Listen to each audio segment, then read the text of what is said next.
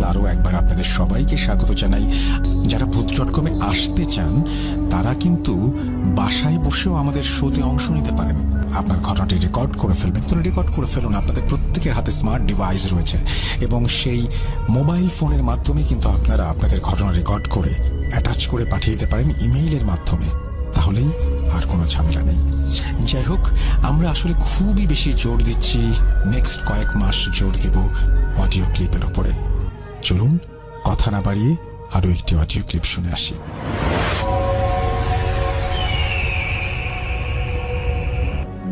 ধন্যবাদ রাসেল ভাইয়া আমাকে ভূত.com-এ অডিও ক্লিপের মাধ্যমে জয়েন করার সুযোগ করে দেওয়ার জন্য। আমি আসলে আপনি বলেছেন ভূত.com-এর লিসেনার্সরা নাকি আমার অনেক ঘটনা বেশি পছন্দ করেছেন, তাই বলেছেন যেন আমি আরও বেশ কিছু ঘটনা পাঠাই। তো আপনি সিলেক্ট করেছেন এবং আমাকে আবার অনুরোধ করেছেন। তো ধন্যবাদ রাসেল ভাই, আসলে আমি কৃতজ্ঞ প্রকাশ করি যে ভূত.com-এর লিসেনার্সরা আমার ঘটনা পছন্দ করেছেন এবং রাকিব ভাইয়ের আরও ঘটনা শুনতে চেয়েছেন। যাই হোক, এটা আমার খুব ভালো লেগেছে। তো আপনি বলেছেন যে আমার একটা ঘটনা সংগ্রহ করে যেন আমি জানাই সেটা ভূত.com-এ। তো ভাই আজকেই সুযোগ হলো, ইনশাল্লাহ আমি আজকে বলবো। তো ধন্যবাদ সবাইকে। শুরু করছি আমি রাকিব আল হাসান। আজকে যে ঘটনাটা আপনাদের সঙ্গে শেয়ার করব, সেই ঘটনা ছিল একটি তরুণীর মর্গে লাশ ছিল, সেই লাশের একটি ঘটনা। গোপনীয়তা বজায় রাখার জন্য আমি আসলে সে হাসপাতালের ঘটনা হাসপাতালের নামটি উল্লেখ করলাম না, তবে তরুণীর নাম ছিল সীমা। তো যে ঘটনাটা ঘটাইছিল সেটা হচ্ছে প্রায় 2016 সালের ডিসেম্বর মাসের ঘটনা এটা। তো এটা আমাকে শেয়ার করেছেন এবং আমাকে বলেছেন যে এই ঘটনাটা যেন আমি ভূত.com-এ শেয়ার করি। এটা আমার আসলে দূর সম্পর্কের আত্মীয় হয়, তার সঙ্গে এই ঘটনাটা ঘটেছে। তো রাসেল ভাই আমি সেটাই আজকে শেয়ার করব। তরুণী যখন সে সীমা, ও আসলে এক পর্যায়ে গিয়ে ওর মনে হয়েছিল যে আমি আসলে পৃথিবীতে আর থাকবো না, বা পৃথিবী আমার ভালো লাগে না। হ্যাঁ, খুব ডিপ্রেস ছিল সে, আর মনে হচ্ছিল তার যে পৃথিবীতে হয়তো বা তার থাকার কোনো ইচ্ছা নেই। তো তারপর সে একটা সুসাইড নোট লেখে যে আমার মৃত্যুর জন্য কেউ দায়ী নয়, আমার পরিবার পরিজন কেউই দায়ী নয়, আমার মনে হচ্ছে যে আমার পৃথিবীতে থাকা ভালো লাগছে না, আমি এই জন্যই আত্মহত্যা করছি। বা প্রশাসনকে বলছেন যে তোমরা যেন কেউ ফোর্স না করো আমার পরিবারকে। তো এটা বলে সে মেয়েটি রাসেল ভাই আসলে ফাঁসি দেন। ফাঁসি দেওয়ার পর উনি রুমের মধ্যে মৃত্যুবরণ করেন। তারপর রাসেল ভাই আসলে যখন দেখছেন যে তরুণী আসলে লাশ ঝুলে আছে, তো তারা তৎক্ষণাৎ আর কি পুলিশকে জানানোর পর পুলিশ আসার পর সেই ময়না তদন্ত করার জন্য পুলিশ সে লাশটিকে নিয়ে যায় এবং সুসাইড নোট দেখার পর তারা হাসপাতালে পাঠায়। হাসপাতালে পাঠানোর পর দেখা গেল যে হ্যাঁ, তিনি তার সুসাইড নোট এবং তার বক্তব্য সব ঠিকঠাক আছে, এবং তারপর সেই তরুণীর লাশটা তারা আসলে পাঠায় দেন, যে মর্গে পাঠায় দেন যে এটা পৌঁছায় দেবে। কিন্তু ঘটনাটা শুরু হয় সেই মর্গ থেকে। সে মর্গের লাশ যখন রেখে দিয়েছেন এবং একটা তরুণ ছেলে, ওর নাম ছিল জাবেদ। তো এই জাবেদকে দায়িত্ব দেয় যে এই লাশটি, এই মেয়ের এই তরুণী মেয়ের লাশটি যেন তার গ্রামে পৌঁছায় দেয়। তো সে বরাবর এটা করবে। তো তাকে ডোম যে থাকে ওখানে, যিনি আসলে মর্গের লাশ তদারকি করেন, তারপর তারা, তো উনি ওনাকে বলছে যে আপনি রাতের মধ্যেই তো নিয়ে যাবেন, তো আমি একটু বাসায় যাচ্ছি, আপনাকে চাবি দিলাম, আপনি এখান থেকে নিয়েন এবং চাবিটা আপনি আমার এই যে রুম আছে, ছোট রুম, এই রুমের মধ্যে এখানে রেখে যাইয়েন, তাতেই হবে, আপনি লাশটা বের করে নিয়েন। এটা বলে তিনি বাড়িতে চলে যায়। তারপর এই ছেলে সেই মর্গের ভেতর ঢোকার পর তো ওখানে তো অনেক লাশই ছিল।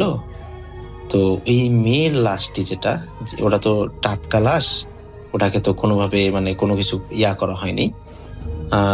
সেই লাশটাকে রাসেল ভাই সে ধর্ষণ করে এবং এমন পরিমাণের ধর্ষণ করছে যেটা আসলে বোঝার মতো নয়। সেই মৃত লাশটাকে, অথচ মেয়েটি বলছেন যে আমার দুনিয়া ভালো লাগে না। তার মেয়েটি আসলে দুনিয়ার মানুষের কাছে কি যাবে, সে সেখানে ধর্ষিত হলো মৃত্যু হওয়ার পরেও। তো রাসেল ভাই এই ঘটনা হওয়ার পর ছেলেটি কি করে, তৎক্ষণাৎ পানি এনে মেয়েটার ওই জায়গাটা আর কি মোটামুটি পরিষ্কার করে। পরিষ্কার করে যেন বুঝতে না পায় এরকম আর কি একটা পরিষ্কার করে ওই লাশটি পরে তিনি সেই তার মর্গে যে অ্যাম্বুলেন্স আছে লাশবাহী গাড়ি সেখানে সে তোলে, তারপর লোকজন ডেকে তারপর সে লাশটি তোলে। তো তোলার পর এখন ও তো চিন্তা মানে ওর হচ্ছে এখন ওর তো খায়েশ মিটে গেছে, ও এখন নিয়ে যাবে সে লাশটি। তো রাসেল ভাই ও মোটামুটি মানে হাসপাতাল ক্রস করে যখনই গ্রাম অঞ্চলে ঢুকে পড়লেন, তো সেই গ্রাম অঞ্চলের ওখানে মানে ঢোকার পরে ওখানে একটা মসজিদ ছিল এবং ওটা একটা মোড়, হ্যাঁ বলা চলে রাস্তাটা মোড় ছিল এবং সাইডে ছিল একটা বট গাছ। আর সেই মোড়ের মধ্যে রাসেল ভাই হঠাৎ দেখতে পায় যে একটা সাদা অবয়ব, একটা মানে পুরো মানে সাদা কাপড় আবৃত একটা কিছু তার গাড়ি আটক দিয়ে ফেলছে। আর দেখা যাচ্ছে যে রাস্তার মাঝখানে, তখন তো অনেক রাত, প্রায় রাত দুইটার পরে, মানে উনি আনুমানিক টাইম বলতে পারে নাই আমাকে, বলছে 2টার পরে সেখানে সেই একটা সাদা অবয়ব দাঁড়িয়ে পড়ছে। আর মানে রাস্তার মধ্যে আগুন দেয়া, যে ওই দিকে যদি গাড়িটা নিয়ে যায় তাহলে হয়তো বা চাকা পুড়ে যাবে, এরকম একটা অবস্থা। তো হঠাৎ করে তিনি রাসেল ভাই তাকিয়ে দেখেন যে তার পিছনে যে মানে অ্যাম্বুলেন্সের পিছনে যে তাকে লাশটা শোয়ায় রাখছে না মেয়েটাকে, সেই লাশটা মানে উঠে বসে আছে, এরকম একটা অবস্থা এবং রক্ত ঝরতেছে। তো এইটা দেখার পর ও তো প্রচন্ড ভয় পেয়ে যায় যে লাশ উঠে বসে কিভাবে, লাশ তো উঠে বসা কথা না। আর রীতিমধ্যে আবার দেখতেছেন যে সামনে এরকম তাকে একটা অবয়ব আটকাইছেন, মানে দুই ব্যাপারটাই যেন একসঙ্গে ঘটতেছে। ও তো প্রচন্ড ভয় যে হয়তো বা আমার পাপের প্রায়শ্চিত্ত এবার করতেই হবে। তারপর তিনি গাড়িটা থামানোর পর, এখন যদিও সে এরকম একটা খারাপ কাজ করেছে, তারপর তো সে মুসলমান ছিল, সে আসলে আল্লাহকে ডাকতেছে এটা কি ভুল করে ফেললো। তো ও হচ্ছে তখন এই সূরা ইয়াসিন পাঠ করা শুরু করলো, তারপর আয়াতুল কুরসি এগুলা পড়া শুরু করলো, যেহেতু সে অ্যাম্বুলেন্স চালায়, লাশবাহী গাড়ি চালায়, তো এগুলো ওর আসলে মানে মাথায় ছিল যে এগুলো করতে হয়। তো রাসেল ভাই যখনই সে সামনে চলে মানে মানে ও গাড়ি থেকে বের হওয়ার তো সাহস পাচ্ছে না, তো ও এখন মানে গাড়িটা ঘুরাবে, এদিকে লাশ তো বসে আছে, পুরো একটা টেনশনের ব্যাপার। তো তারপর সে এই পাঠ করার পর তিনি দেখতেছেন যে আসলে ওই সাদা অবয়বটা সামনের দিকে যেটা আছে ওইটা তার সামনে মানে তার কাছাকাছি আসার চেষ্টা করতেছে, খুবই একটা রহস্যময় ভয়ঙ্কর একটা মানে পরিবেশে আসতেছে, মানে দেখেই মানে ভয় পাওয়ার মতো একটা অবস্থা। এবং যে আগুনগুলো যে রাস্তার মধ্যে ছিল না রাসেল ভাই, ওগুলা সামনে আগাচ্ছে। আর এরই মতে তার যে অ্যাম্বুলেন্সটা আছে সেটা কে যেন মানে মনে হচ্ছিল যে এত শক্তিশালী যে অ্যাম্বুলেন্সটা ভাই একদম সেই লেভেলের ঝাঁকাচ্ছে, যে মানে এপাশ ওপাশ করতেছে, মানে ও টোটালি যেন মানে ওই অ্যাম্বুলেন্সের ভেতর থেকে সে যেন বের হয়, এরকম একটা পায়তারা চলছে। তো তারপর রাসেল ভাই এটা হওয়ার পর ও তো চিৎকার দিয়ে কান্না করতেছে, মানে চিৎকার, ও যে অজ্ঞান হয়নি প্রথম অবস্থায় এটা ভাগ্যের ব্যাপার। তো তারপর এটা তো অবাক হয়ে যায়। ইতিমধ্যে ওই অবয়বটা যখন সামনের দিকে আরো আগাচ্ছে, ও কোনোভাবে চিন্তা করলো যে আমি এই গাড়িতে থাকবো না, গাড়িটা রেখে সে দৌড় দেবে, হ্যাঁ এরকমটা চিন্তা করলো। কিন্তু রাসেল ভাই ও দুর্ভাগ্যবশত যে মানে গাড়িটা যে মানে সে অফ করছে, আর অফ করার পর সে যে জানলা দিয়ে বের হবে, সে জানালার ভাইয়ের দরজাই খোলে না, মানে গাড়ির দরজাই খুলতেছে না, এরকম একটা পরিস্থিতি। তারপর এই গাড়ি তো ঝাঁকানি শুরু হয়েছে রীতিমধ্যে। পরে উনি খুব চেষ্টা করলেন, কিন্তু মানে রীতিমধ্যে দেখা যাচ্ছে যে সামনে থেকে সাদা অবয়বটা আসতেছে, আবার পিছন থেকে গাড়ি ঝাঁকানো হচ্ছে, লাশটা এরকম দেখা যাচ্ছে, লুকিং গ্লাসে সবকিছু দেখা যাচ্ছে। এখন এরকম একটা পরিস্থিতিতে সে তো শান্ত থাকতে পারে না, খুবই ভয়ঙ্কর অবস্থায় আছে। এদিক মধ্যে মানে তাকে ঝাড়ানোর পর মানে এমন অবস্থা হয়েছে যে সাদা অবয়বটা সামনের দিকে আগাচ্ছে, খুবই কাছে আসতেছে এরকম পর্যায়ে সে আসলে ওখানে সেন্সলেস হয়ে যায়। সেন্সলেস হওয়ার পরেই যেন সে বেঁচে গেছে আর কি। তারপর সকাল হয়, দেখা যায় যে ও হচ্ছে তার যে স্টারিং আছে গাড়ির মধ্যে, এই স্টারিং এর মধ্যেই সে মাথার নিচ করে পড়ে আছে। পরে লোকজন, এলাকাবাসীর লোকজন এসে গাড়িটা তাকে মানে গাড়িতে দরজা খোলার পর তাকে বের করে অ্যাম্বুলেন্সের থেকে বের করার পর দেখেন যে তার মুখের মধ্যে মনে হয় যে কেউ এমন আশ্রানি দিছে যে মুখের পুরো মানে অবস্থা খারাপ, রক্তাক্ত হয়ে রক্ত কালো হয়ে গেছে তার মুখে। হ্যাঁ, এবং তার মানে হাতের বিভিন্ন অংশে দেখা যাচ্ছে যে মানে অদ্ভুত ধরনের কিছু মায়ের, এই মায়ের মানে কোনো মানুষ আসলে এইভাবে দিতে পারে না, কোনো মানুষের মায়ের বোঝা যায় না কেন, অদ্ভুত লেভেলের একটা মানে মায়ের আশ্রানি এগুলো দেখা যাচ্ছে। তো এটা দেখার পর মানুষ তো সবাই মানে অবাক। পরে ওই লোক যখন ওই মানে গাড়িওয়ালা ওই ছেলে যখন আসলে জ্ঞান ফেরার পর ডক্টরের কাছে গেল, তারপর সেই ঘটনাটা সে স্বীকার করে সবার সামনে, এবং তারপর আবার ওই লাস্টে পোস্টমর্টম করা হয় এবং ঘটনার সত্যতা মিলে তারপর ছেলেটিকে আসলে জেলখানায় দেয়া হয়। হ্যাঁ, এটা মানে তার কারাদণ্ড হয়ে যায় এবং মেয়েটাকে পরে অন্য ড্রাইভার এবং পুলিশ সহকারে মানে লাশটাকে বাড়িতে পৌঁছায় দেয় এবং তারপর দাফন কাফন হয়। আর ছেলেটি এখন পর্যন্ত কারাগারে আছে। তো রাসেল ভাই, এটাই ছিল আমার ঘটনা। আমি জানি না ঘটনা কেমন লাগবে লিসেনার্সদের। আমি আশা করব যে আপনারা অনেক বলেছেন, আমাকে যারা পছন্দ করছেন বলছেন যে রাকিব ভাইয়ের ঘটনা চাই, তাদেরকে আমি অসংখ্য ধন্যবাদ জানাই এবং পরবর্তী কোনো ঘটনা আমি নিয়ে আসবো ইনশাল্লাহ। আজকে এই পর্যন্তই, আল্লাহ হাফেজ। আরও একটা ঘটনা নিয়ে হাজির হয়ে গেলাম আপনাদের সামনে। আশা করছি প্রথম থেকে শেষ পর্যন্ত শুনবেন আপনারা এবং আপনাদের ভালো লাগবে। যারা শুনছেন তাদের কাছে বিশেষভাবে অনুরোধ, আমাদের চ্যানেলটি সাবস্ক্রাইব করুন এবং অবশ্যই বেল আইকনটি প্রেস করুন, তাহলে আপনারা সমস্ত নোটিফিকেশন পেয়ে যাবেন সাথে সাথে।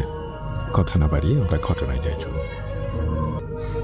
Hello listener, আমি Ahsan Habib, second year MBBS student of Rajshahi medical college and my home town Kushtia. Rasel ভাই, আমি বিলম্ব না করে ঘটনায় সরাসরি চলে যাচ্ছি। ঘটনাটা ঘটে আমাদের রাজশাহী মেডিকেলের বর্তমানে দায়িত্বরত দুইজন ডোমের সাথে। আর যেহেতু এটি একটি বাংলাদেশের অন্যতম প্রসিদ্ধ এবং বড় মেডিকেল কলেজ, এখানে প্রতিদিনই অসংখ্য একাধিক লাশ আমাদের মর্গে আসে পোস্টমর্টমের জন্য। আর এই কাজগুলো তাদের করতে হয়, এই সময় অনেক সময় আনইউজুয়াল অনেক কিছু ঘটে যায়, তারা আমাদের শেয়ার করেন না, কিন্তু আমি অনুরোধ করাই তারা আমাকে কিছু ঘটনা শেয়ার করেছেন যেগুলো আমি আপনাদের কাছে তুলে ধরছি। ঘটনাটি যেদিন ঘটে সেদিন দুইজন মানুষের অপমৃত্যুকে কেন্দ্র করে। তারা খুবই কুখ্যাত দুইজন ব্যক্তি ছিলেন এবং যাদের একজনকে স্ন্যাবিং করে মারা হয় এবং অপরজনকে মাথার পিছন সাইডে ভারী কিছু দিয়ে আঘাত করে মারা হয়। তাদের লাশটি যখন পোস্টমর্টম রুমে এসে পৌঁছায় তখন বিকেল 4টা পার হয়ে যায় এবং এরা দুজনেই মানে খুব স্বাভাবিকভাবে মারা যায়নি, খুব অস্বাভাবিকভাবে মারা যায়। অস্বাভাবিক, দুজনের মৃত্যুটা অস্বাভাবিক ছিল। তখন ডাক্তারের আসার বিরতি, মানে ডাক্তার কোনো একটা কাজে ব্যস্ত ছিলেন, যাই হোক তিনি আসতে দেরি করে ফেলেন। সামহাও তারা তাদের কাজ শুরু করে দেন। কিন্তু যখন ডাক্তার তার ডিসেকশনটা কমপ্লিট করে, পোস্টমর্টমটা কমপ্লিট হয়ে গেলে ডাক্তার তখন চলে যান রিপোর্টটা করে। আর পরে ডোমরা সেই সেলাইগুলো কিংবা লাশটা ম্যানেজ করে তাদের পরিবারের কাছে হস্তান্তর করার জন্য বাকিটুকু করে থাকেন। কাজগুলো করে একজন ডোম বলে রাখি, তারা দুজন আপন ভাই। দুইটা লাশ যেহেতু ছিল, তারা দুইটা লাশ দুইজন মিলে কাজ করেছিল, দুইজন ভাগ করে নিয়ে। যেই লাশটার মাথার পিছনে আঘাত ছিল সেটা কমপ্লিট করে অপর ভাই বসেছিল একজন, আর অপর ভাইটি তার সেলাই কাজ তখন চালিয়ে যাচ্ছিল। কিন্তু সে একটি জিনিস ফিল করলো, যখন সে তার রাইট ল্যাটারাল সাইড থেকে রাইট সাইডে স্ন্যাবিংটা ছিল, যখন মিডিয়াল সাইডে চলে যাচ্ছিল সেলাই করতে করতে, মিডিয়াল সাইডে সেলাই যখন কমপ্লিট হয়ে গেছে তখন সে ল্যাটারাল সাইডে তাকে দেখে সেলাইগুলো খোলা। আচ্ছা, এটা যদি সবাইকে একটু বোঝানো যায়, হ্যাঁ মানে সহজ করে বাংলায় যদি মানে বলে দেওয়া যায় কোন সাইডটাকে বাংলায় কি বলে? আমি বলছি মানে পেটের রাইট সাইডে। রাইট সাইড, জি ওই সাইডটাকে একটা সেলাই ছিল। নিতেই আমরা বলবো যে আমাদের ফেসবুক অলরেডি ছবিটা আপনি দেখিয়েছেন হাত দিয়ে। হ্যাঁ, সেটাই আসলে পেটের একদম পাশে, আমি বলছি পাশের সাইড থেকে, পাশের সাইড থেকে বুকের মাঝামাঝ বরাবর সেলাইটা টানা হচ্ছিল। বুকের মাঝামাঝ বরাবর যখন সেলাইটা কমপ্লিট হয়ে যায়, রাইট সাইড থেকে কিন্তু সে কমপ্লিট করে আসছিল, কিন্তু তখন সে দেখতে পারে রাইট সাইডে সেলাইটা খোলা। এন্ড ইটস আনইউজুয়াল একদম। তখন সে এটাকে তার মনের ভুল ভাবে এবং ভয় পেয়ে যায়। সে স্বাভাবিকভাবে ভয় পেয়ে যায় এবং তাকে হ্যালুসিনেশন ভেবে ভাবে যে একটু বাইরে থেকে ফ্রেশ হয়ে আসি, তাহলে হয়তো আমার কাজ করতে সুবিধা হবে। এখন সে এটা তার ভাইকে বলে না, যে যাতে সে ভয় পেয়ে যায় কিনা অন্য কিছু ঘটে যায়, সেজন্য তার ভাইকে না বলে সে বাইরে চলে আসে। গেটের সামনে একটু সামনে। হুম হুম। এবং তার ভাইকে, যেহেতু তার ভাইয়ের কাজ আগে থেকে কমপ্লিট হয়ে যায়, এজন্য বলে যে তুমি এই সেলাইটুকু করে ফেলো, আমি বাইরে আছি। আচ্ছা। তার ভাই যখন সেলাইটা করতে আসে, প্রেম কাহিনী তার সাথে হয়। সে যখন সেলাইটা কমপ্লিট করে, এক সাইডে সেলাইটা অটোমেটিক্যালি খোলা দেখতে খুলে যায়। আচ্ছা। এন্ড দেন সে ভাবে যে হয়তো বা ডিটেলগুলো আমি সুপারফিশিয়ালি খুবই টেনেছি, যে কারণে সেলাইটা খুলে। ডিয়ার লিসেনার, শুনছেন ভূত এফএম, আমি আছি রাকিব আল হাসান। সবচেয়ে বাছাইকৃত যে ভয়ানক ভয়ানক পর্বগুলো রয়েছে সেগুলো শুধুমাত্র এই চ্যানেলে, এই নাইট ভূত শোতে আপনাদেরকে প্রত্যেকদিন আয়োজন করা হয়। এই বাছাই পর্বগুলো শোনার জন্য অবশ্যই এই চ্যানেলটিকে সাবস্ক্রাইব করতে হবে, কেননা বাছাই পর্বগুলো না তো মিস করে যাবেন। আর বাছাই পর্বগুলো শোনার জন্য এই চ্যানেলটিকে, শুধুমাত্র এই চ্যানেলটিকে সাবস্ক্রাইব করে রাখুন। আমরা শোনার পর, একটা একটা ঘটনা শোনার পর সবচেয়ে ভয়ানক ঘটনাগুলো বের করি এবং তারপর আপনাদের জন্য একের পর এক সাজিয়ে থাকি। তো অবশ্যই এই চ্যানেলটিকে সাবস্ক্রাইব করবেন এবং কমেন্টে মন্তব্য জানাবেন যে আসলে ঘটনাগুলো কেমন লাগলো। অবশ্যই আপনারা এই চ্যানেলের বেল আইকনটি অন করে দেবেন। আমরা সরাসরি ঘটনায় চলে যাব, চলুন শুনতে থাকি। যাচ্ছে খুবই আলতোভাবে টানা হয়েছে, কিংবা সুপার একদম স্কিনের উপর দিয়ে। আসলে তেমনটা ছিল না, তারপরেও সে মনকে বুঝিয়ে সেলাই টানার জন্য ফার্স্ট যে নিডলটা ওখানে ঢুকিয়েছে, তখনই লাস্টটা আকস্মিকভাবে তার হাতটা চেপে ধরে। আচ্ছা। And সেই সময় এটা তাদের সাথে হওয়ার কথা না। দীর্ঘদিন ধরে তার করে দীর্ঘদিন ধরে তারা কাজ করছেন এবং ইটস দেয়ার প্রফেশন। হুম। তাদের বাপ দাদা তারা সবই এগুলো করে যাচ্ছে। জি। তারপরে সে ভয় পেয়ে যায় এবং চিৎকার করে ফেলে। জি। যে চিৎকারটা ঠিক গেটের সামনে থাকা তার ভাই শুনতে পায়। সে যখনই পিছনের দিকে ঘুরে তাকায়, দেখে তার ভাইটি মানে খুবই বিভ্রান্ত অবস্থায় এসে তার সামনে পায়ের কাছে পড়ে ফেইন্ট হয়ে যায়। আচ্ছা। আর আমাদের ইমার্জেন্সি ওখান থেকে তো বেশি দূরে না, মর্গ থেকে 2-3 মিনিটের পথ। জি। তাকে সাথে সাথে ওখানে নেওয়া হয়। ডক্টর ওখানে ছিলেন। জি। তিনি কিছুক্ষণের মধ্যে জ্ঞান ফিরে আসে। যখন জ্ঞান ফিরে যায় তখন তাকে জিজ্ঞাসা করা হয় আসলে কি হয়েছিল। আচ্ছা। তখন সে বলে যখন সে সেলাইটা করছিল, জি। ফার্স্ট টাইম এমন হয়, সেকেন্ড টাইম যখন সে সেলাইটা পুনরায় করতে যায় তখন লাস্টটি তার হাত চেপে ধরে। অ্যান্ড আপনি জেনে অবাক হবেন যে আসলে তার হাতে তখনও 3টা আঙ্গুলের দাগ। ছাপ পাওয়া গিয়েছিল। একদম। সেটা ওই সময় কর্তব্যরত অবাক করা। চিকিৎসকও দেখেছিলেন। Right right. এখানে হ্যালুসিনেশনের কোনো প্রশ্ন প্রশ্নই আসছে না যদি হতো। আর সবচেয়ে বড় কথা, হ্যালুসিনেশন কখন হয়? যখন হচ্ছে মানুষজন, মানে কি বলবো, যে উনি তো নার্ভাস ছিলেন না। Yes. ডেফিনেটলি। আসলে হ্যালুসিনেশনটা হয় শুধু আমাদের দেহে যে ইলেকট্রোলাইট, রাইট। অনেকগুলো ইলেকট্রোলাইট আমাদের দেহে আছে, সেগুলো ইলেকট্রনের ইমব্যালেন্স হলে তখন হ্যালুসিনেশন হয়। বাট তারা ওখানে প্রফেশনাল, তারা ওইগুলো করে, তাদের Exactly. হওয়ার কোনো প্রশ্ন আসে না। আর ওটা তেমন সিরিয়াস কিছু ছিল না, আমি বলেছি আগেই, পেটে ম্যাপিং ছিল জাস্ট রাইট। এতটুকু, ওটুকু তেমন বড় কিছু না। কিন্তু ঘটনাটা এখানে শেষ হয়ে গেলে পারতো। জি। তারা সবতে ভয় পেয়ে যায় এবং তারা, আপনি জানেন একাধিক ডোম থাকে হাসপাতালে, তারা বিশ্রামে চলে যান কিছুদিনের জন্য। হাসপাতাল কর্তৃপক্ষ তাদের বিশ্রাম দিয়ে দেয় আচ্ছা। এবং তার বংশধর যারা আছেন, তার বাবা, তার চাচা, এরকম তারা পরবর্তী 7-8 দিনের জন্য তাদের কাজ করতে বলা হয়। কিন্তু তার দাদা একটি জিনিস খেয়াল করেন, যখন পরবর্তী একটা লাশ আসে, জি। তিনি লাশটি সম্পূর্ণ ভালোভাবেই মানে ডিসেকশন কমপ্লিট হওয়ার পরে সেগুলো প্রিপেয়ার করে তার আত্মীয় স্বজনের কাছে পৌঁছানোর ব্যবস্থা করে নেন। জি। তিনি, আমাদের নিয়ম আছে ওয়েপন্স গুলো যেগুলো ইউজ করা হয় লাশ ডিসেকশন করার পরে সেলাই করার জন্য কিংবা ম্যানেজ করার জন্য, সেগুলো পরিষ্কার করে ধুয়ে ট্রে আছে, বিভিন্ন ট্রেগুলোতে সাজিয়ে সেলফে রেখে দেওয়া হয়। আপনারা চোখ বন্ধ করে একটু কল্পনা করবেন যাই হ্যাঁ। বলছেন উনি। Yes, obviously. জি। And তারপরে তিনি ওইগুলো সাজিয়ে লক করে বের হয়ে আসেন, রুম থেকে বের এসে রুমটা লক করে দেন। সেই সময় ভিতর থেকে একটি চাকু পড়ে যাওয়ার শব্দ তিনি শুনতে পান। আচ্ছা। এটা খুবই আনইউজুয়াল। তিনি ভয় পেয়ে যাননি বললে ভুল হবে, তিনি ভয় অবশ্যই পেয়েছেন। সেজন্য তিনি রুমটা আবার খুলেছেন। খুলে দেখেন যেই চাকুটি তিনি সবেমাত্র ওখানে রেখে গিয়েছেন সেটা নিচে পড়ে আসে। বাট আমি বলতে চাই, আমাদের রাজশাহী মেডিকেল কলেজের যে এই মর্গটা আছে খুবই অত্যাধুনিক, আর এখানে ভিতরে কোনো একটি ইঁদুর ঢোকারও সম্ভাবনা নেই বললে চলে, এটা এতটাই অত্যাধুনিক। কিন্তু তারপরেও এটা কিভাবে পড়বে, ওখানে বাতাস নেই, চারদিক থেকে আটকানো, এত বড় একটা ওয়েপন, তাও আবার ট্রে চারপাশে তো বাউন্ডারি করা থাকে, উঁচু থাকে, ওটার থেকে চাকুটা পড়ার কথা না। যাই হোক, সেটা মানে সেটা নিজের ভুল মনে করে সেটা এড়িয়ে যায় এবং আবার চাকুটি যথাস্থানে রেখে বের হয়ে এসে লক করে। কিন্তু রাসেল ভাই সেম কাহিনী, আবার তিনি আবার চাকুর শব্দ শুনতে পান, যেটা আসলে খুবই তার জন্য ভয়ঙ্কর ছিল। জি। সে ওই দিন চাকটা না তুলেই চলে আসে, তিনি আর দ্বিতীয়বার ঢোকার সাহস পান নেই। পরদিন যখন তিনি ডিসেকশন রুমে আসেন, মর্গে আসেন, তখন কিন্তু সেই চাকুটা ওখানেই পড়েছিল। আচ্ছা। এন্ড এটা 7 দিন পরে জি। মর্গের জানালায় একটা জানালা খোলা হয়, কোনো একটা কারণে জানালাটা একটা মানে চেঞ্জ করার জন্য হতে পারে, মর্গে একটা জানালা খোলা হয়। জানালার পাশে কিন্তু একটা তেঁতুল গাছ আছে, এখন আছে, ওটা দেখা যায়। তিনি একটি লাশ জিসুর সঙ্গে শেষ হয়ে যাওয়ার পরে সেলাই কাজটাই করছিলেন। সেই সময়ে পাশে একটা গাছ থেকে ধূপ করে কিছু একটা শব্দ, মানে পর শব্দ হয়, কিছু একটা পড়লে যেমন মাটিতে শব্দ হয়, সে তেমন একটা শব্দ হয়। অ্যান্ড কিউরিয়াসলি সে ওইদিকে তাকায় এবং তাকে যে দেখে রেডি অ্যাট অল্টোসিদায়, Oh my God. সেখানে সে দেখতে পায় একটি প্রায় 7টার ভাষ্য মতে, আমি তার ছেলের কাছ থেকে শুনেছি, তার বাবার ঘটনা, এখন যিনি কর্মরত আছেন তিনি বলেন যে about 7 to 8 feet height and সাদা, টোটালি সাদা পোশাক পরা ছিল, গাছের ডালটা ধরে ঝুলছে এবং তার দিকে তাকে একটি হাসি দিয়েছে। হ্যাঁ, এটা দেখে সে ভয় পেয়ে যায় এবং যেহেতু দিনের বেলা একদম মানে প্রকাশ্য দিবালোকে হয়েছে তার সাথে, জি। সে রুম থেকে বের হয়ে আসে এবং এটা সবার সাথে শেয়ার করে। পরে সেদিকে যায় তারা, যে দেখে যে একটি গাছের তেমন কিছু পায় না, কিছু পাতা পড়ে থাকে এবং গাছের একটি মোটা ডাল, অনেক মোটা ডাল, যেটা মানে কোনো ঝড় ছাড়া কিংবা ঘুণে ধরা ছাড়া সম্ভবত ভাঙা সম্ভব নয়, ওটা পড়ে থাকে ওখানে। এরপর থেকেই আসলে তাদের সাথে এমন অনেক কিছু ঘটতে পারে, এখন ঘটে থাকে। এখন যা তিনি তার মারা আশেপাশে গিয়েছেন, বলেন না বা চুপচাপ হ্যাঁ। থাকেন। এটা চুপচাপ থাকেন। তিনিও আমাদের কাছে এভাবে শেয়ার করতে চাননি, কিন্তু আমার শ্রদ্ধেয় রুমমেট সাহেবজাদা হক ইমরান এটা আমাকে অনেক সহায়তা করেছেন তার সাথে সরাসরি যোগাযোগ করার জন্য। তিনি আমাকে আসলে করতে চাননি।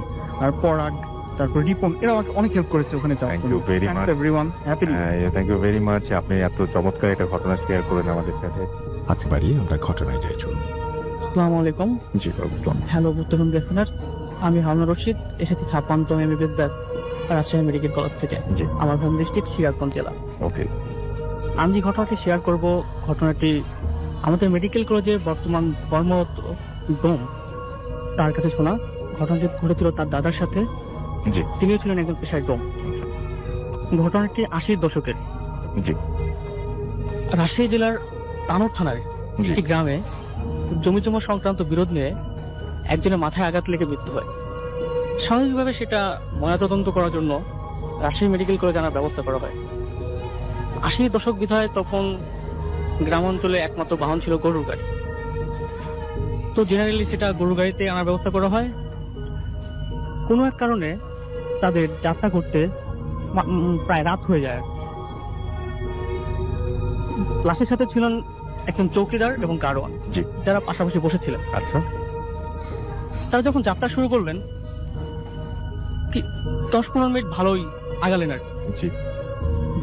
বিপত্তিটা ঘটলো একটা তেঁতুল গাছের নিচে, যা ছিল দুটি গ্রামের মাঝখানে এবং জনমানুষিত এলাকায়। সেখানে এসে গরুগুলো হঠাৎ থেমে গেল। তখন চালক, গাড়োয়ান আর কি, তিনি গরুগুলোকে মারতে থাকলেন সামনে আগানোর জন্য, কিন্তু গরুগুলো কিছুতে সামনে আগাচ্ছিল না। তখন চৌকিদার এবং গাড়োয়ান গরুগুলির চাকা কিছুটা আটকে গেছে কিনা তা পরীক্ষা করার জন্য পিছনে তাকালেন, কিন্তু পিছনে তাকে তারা যা দেখলেন তা দেখার জন্য তারা দুজনে কেউই প্রস্তুত ছিলেন না। আচ্ছা। তারা দেখলেন লাশটি তাদের দিকে মুখ করে বসে আছে। এটা দেখার পর তারা হতভম্ব হয়ে গেলেন এবং পাশের গ্রামের দিকে ছুটতে শুরু করলেন। ওকে। পাশের গ্রামে গিয়ে লোকজনকে জানালেন তাদের সাথে কি গুড। বিস্ময়কর ঘটনাটা ঘটে গেছে। জি জি। তখন গ্রামের লোকজন লাঠি সোটা মশাল নিয়ে সেই স্থানে আসলেন। এসে যা দেখলেন তা ছিল আরো ভয়াবহ। আচ্ছা। গরু দুটি মৃত অবস্থায় পড়ে আছে হুম হুম। আর লাশটি পুরো অবস্থায় শোয়ানো আছে। তারা আকস্মিকতার কারণে রাত্রে পাশের গ্রামে অবস্থান করলেন এবং পরদিন অন্য একটি বাহনের মাধ্যমে লাশটি রাজশাহী মেডিকেল কলেজে আনার ব্যবস্থা করলেন। আচ্ছা। ঘটনাটা এখানে শেষ হয়ে গেলেই পারত, কিন্তু যা ঘটলো তা হচ্ছে আরো ভয়াবহ। চৌকিদার এবং গাড়োয়ান তার দুজনে মারাত্মক জ্বরে আক্রান্ত হলেন। জি। প্রায় 15 দিন ভোগার পরে চৌকিদারটি মারা গেলেন, আচ্ছা। কিন্তু গাড়োয়ানটি সুস্থ হয়ে গেলেন। মাঝে মাঝে তিনি স্বপ্ন দেখতে শুরু করলেন সেই লাশটিকে, যা বিভৎস হাসিতে তাকে বলছে, আমি তোর গাড়িতে আবার উঠতে চাই। আচ্ছা। এরপর চালকটি গাড়ি চালানো বাদ দিয়ে দেয়। আচ্ছা। লাশটি রাজশাহী মেডিকেল কলেজ আনা হয় এবং ডোম সমাজে একটা প্রচলিত ধারণা আছে, জি। যে সকল লাশ এরকম শয়তান হয়ে যায় তাদের পায়ের গোড়ালিতে আর কি পেরেক ঢুকিয়ে দিলে এটা সবচেয়ে ভয়ঙ্কর পার্ট। হ্যাঁ, তারা নাকি আর শয়তানি করতে পারে না। জি। তো লাশটির সাথে তাই করা হয় এবং তার লাশটির 2 পায়ে পেরেক ঢুকিয়ে তার স্বজনদের মাঝে হস্তান্তর করা হয়। ব্রেক ঠুকে দেওয়া হয় পায়ের মুখে। হ্যাঁ, পায়ের গোড়ালিতে। আচ্ছা, পায়ের গোড়ালিতে। হ্যাঁ, দেওয়া হয়। এখানে আর কি ম্যালিয়াস আচ্ছা। ম্যালিউল আছে, ওকে, ওইখানে ঢুকে দেয়। ওকে। অনেক ধন্যবাদ ডক্টর হারুন আপনাকে। কথা না বাড়িয়ে আমরা ঘটনায় যাই, চলুন। ঘটেছিল আপনার এই ঘটনাটা? ডক্টর ভাই, আসলে ঘটনাটি ঘটা রাজশাহী মেডিকেল কলেজ আমার একটা বড় ভাইয়ের কাছে। মানে আমি একটা মানে যখন আমি প্রথম আইএসটিতে যখন প্রথম আমি ভর্তি হই, জি। তখন আমি এই যে আপনার 0 পয়েন্ট এখানেই আমি একটা মেস ভাড়া নিই। মেসের একটা বড় ভাই ছিল, মানে একটা আমরা কোথায় ঘটেছে কি ঘটেছে সব ডিটেল বলবো না আসলে, ঠিকানা গুলো বলার দরকার নেই, আপনি জাস্ট ঘটনাটা বলেন। কিছু ঘটনাটা সবাই বলি। বুঝতে পারছে রাজশাহীতে ঘটেছে। হ্যাঁ, আসলে আমার ভাই আমাকে যেভাবে শেয়ার করেন সেভাবে বললাম রাসেল ভাই। জি। রাসেল ভাই, আমার ভাইয়া একদিন মানে হঠাৎ করে মানে খবর আসে যে তার একটা রিলেটিভ অ্যাক্সিডেন্ট করেছে, খুব মারাত্মক অ্যাক্সিডেন্ট। তো রাত 10টার দিকে তার কাছে আরেকটা খবর আসে, খুব মর্মান্তিক খবর, যে সে মারা গেছে। সে অনেক আপসেট হয়ে পড়ে। তো মেসে যারা ছিল তারা ধরেন তাকে অনেক ইয়া করার পরে মানে সাথে সাথে সে মেডিকেল কলেজে চলে যায় তার গেস্টকে দেখতে। তো যাওয়ার পরে তার রিলেটিভ যারা ছিল তারাও তো অনেক আপসেট ছিল সেজন্য ঘটনার কারণে। তো তাদের সান্ত্বনা দেওয়ার পরে সে মানে যেহেতু লাশটা মানে রাসেল ভাই এখানে অস্বাভাবিক মৃত্যু, এজন্যই লাশকে মানে অনেক ফর্মালিটিস ছিল যেটা পূরণ করা সম্ভব ছিল না, তাই একটু দেরি হতো। তাই হিমাগার, যেটা আর কি রাজশাহী মেডিকেল কলেজের মর্গ, সেখানে রাখা হয়। তো রাসেল ভাই সে এই ঘটনা শোনার পর লাশটা কোথায় আছে সেই জিনিসটা জেনে তো কাউকে না বলে সে সরাসরি সেই মর্গে যায় এবং যে সে হয়তো ভাবে যে সেখানে হয়তো সিকিউরিটি থাকবে, সিকিউরিটি আবশ্যিক থাকবে, সিকিউরিটি থাকবে। তো সিকিউরিটি থেকে সে হয়তো বা ঘুষ বা কোনো এরকম কিছু একটা দিয়ে তার লাশটা দেখবে, সে কেবিন নাম্বারটা নিয়ে যায়। তো রাসেল ভাই যে কথা সেই কাজ, তিনি চলে যায়। ওখানে যাওয়ার পরে সে দুর্ভাগ্যজনকভাবে ওখানে দেখে যে ওখানে কোনো সিকিউরিটি সেদিন ছিল না। মানে পরে জানা যায় সিকিউরিটি একটু প্রাকৃতিক কাজে একটু সাড়া দিয়েছিল, তাই একটু বাইরে ছিল। তো রাসেল ভাই সে ওখানে দাঁড়িয়ে থাকে, তা সেও একটু আপসেট ছিল। মানে সে ভাবছিল লাশটা তাকে দেখতেই হবে, কারণ তার আসা পসিবল ছিল না লাশটা দেখার জন্য, কারণ সকালবেলা ভোরেই তার লাশটা নিয়ে রওনা হয় বাসায়। তো যে কথা সেই কাজ, সে ওখানে দাঁড়িয়ে থাকতে থাকতে হঠাৎ পিছন থেকে আসে একটা ডাক পড়ে, মানে তার কাছাকাছি। ডাকে তাকে? হ্যাঁ, একটা ডাকে। তো সাথে সাথে পিছনে তাকিয়ে মানে একটা লোক দেখে। লোকটা ছিল এরকম মানে রাস্তা আর কি, মানে মানে আর কি বলা যায় নিশা করে আর কি, এরকম একটা ব্যাপার। চুলগুলো কুকলো, মানে ড্রেসটাও ঠিক তেমনই ছিল, মানে বোঝা যাচ্ছে। দেখে খুব অস্বাভাবিক মনে হচ্ছে, স্বাভাবিক সুস্থ মনে হচ্ছে না? হ্যাঁ, হ্যাঁ। জি, বলেন। তাকে বললো ভাইজান, মানে এইভাবে বললো গ্রামের ভাষায়, ভাইজান লাশ দেখবেন? তখন সে বললো হ্যাঁ দেখবো। তো বলতেছে যে আমার সাথে আসেন। তো এই কথা শুনে একটু বিচলিত হলো। সেই লোকটার এই কথা বলার সাথে সাথে রাসেল ভাই এই আপনার যে ঘরের গেটটা ছিল অলওয়েজ বন্ধ থাকে, গেটের সামনে যায় একটা হ্যাঁচকা টান দিয়ে তালাটা খুলে। তো হয়তো সে ভাবছিল যে হয়তো চাবি দিয়ে খুললো, মানে হ্যাঁচকা টান দিয়ে খুব জোরে তালাটা খোলার পরে লোকটা তাকে ভিতরে ডাকে। তো সে কিছু না বুঝেই ভিতরে যায়। যাওয়ার পরে সে একটা জিনিস খেয়াল করে রাসেল ভাই, একটা অস্বাভাবিক একটা তীব্র গন্ধে, তা মানে সে আমাকে যেভাবে বললো যে তীব্র গন্ধে সেখানে টিকতে পারতেছে না, কিন্তু সেই লোকটা যে ছিল স্বাভাবিক মানুষের মতো আচরণ করতেছে। সে হঠাৎ করে মানে একটা কেবিন খুলে ফেলে লাশের। কেবিন খোলার পরে বলে ভাই ভাইজান লাশ দেখবেন? লাশ দেখেন। তো এখানেই তার মনে একটা খটকা লাগে, আমি তো মানে লোকটাকে চিনি না, আর যদি সিকিউরিটি ছাড়া তো এখানে মানে খোলা পসিবল না, কারণ এখানে মানে দালাল রিলেটেড লোক থাকে কিন্তু তাদের কাছে চাবি থাকাটা পসিবল না, আর পসিবল না মানে থাকবেই না। তো মানে আর এরকম ভাবে পরে আর কিছু না ভেবে লাশ দেখবো, লাশটা দেখি, আর কিছু না ভেবে তো যখন সে লোকটার সামনে গিয়ে যখন কেবিনে মানে দেখে লাশটা, যা দেখার জন্য সে একদম প্রস্তুত ছিল না যে কি দেখবে। সে দেখে সেই লোকটা মানে কাফনের কাপড় দিয়ে জড়ানো, মানে সেই কেবিনে যে দেখে নিয়ে আসছিল, কেবিনে সে শুয়ে আছে, গলায় গোল একটা লাল দাগ, মানে জিব্বাটা বিরাজ, মানে আর কি ফাঁসির লাশ আর কি যেটা বলে আমার। জিব্বাটা অনেক, সাথে সাথে সে শক্ট হয়ে পিছনে তাকায়, কেউ নেই পিছনে, একদম ফাঁকা। তো সাথে সাথে সে মানে যে ডোরটা ছিল দরজা দিয়ে দৌড়ে বেরিয়ে চলে আসে। আসার পরে রাসেল ভাই অনেক ভয় পায় সে, অনেক ভয় পাওয়ার পরে সে দৌড় দেয়। তার মানে যেখানে রিলেটিভরা ছিল বা জনবহুল এলাকায় সে দৌড় দেয়। দৌড় দিয়ে সে ঘুরে ফিরে খালি একই জায়গায় দৌড় দিয়ে ওই গলি পার হয়ে বারান্দা দিয়ে ঘুরে ফিরে একই জায়গায়, শুধু মর্গের সেই মানে আপনার হিমাগারের গেটের সামনে। সে একটু পর খেয়াল করে এভাবে আস্তে আস্তে মানে দরজাগুলো বাড়ি খাওয়া শুরু করছে, মানে এপার ওপার দোলা শুরু করছে। এটা দেখে রাসেল ভাই উনি আর ঠিক থাকতে পারেন না, উনি ওখানে সেন্সলেস হয়ে যান। 1-2 ঘন্টা পরে যখন তার জ্ঞান ফিরে তখন সে তাকে হসপিটালেরই একটা বেডে আবিষ্কার করেন। তো রাসেল ভাই পরে মানে সিকিউরিটি তাকে পায়। তো রাসেল ভাই থ্যাংক ইউ ভেরি মাচ।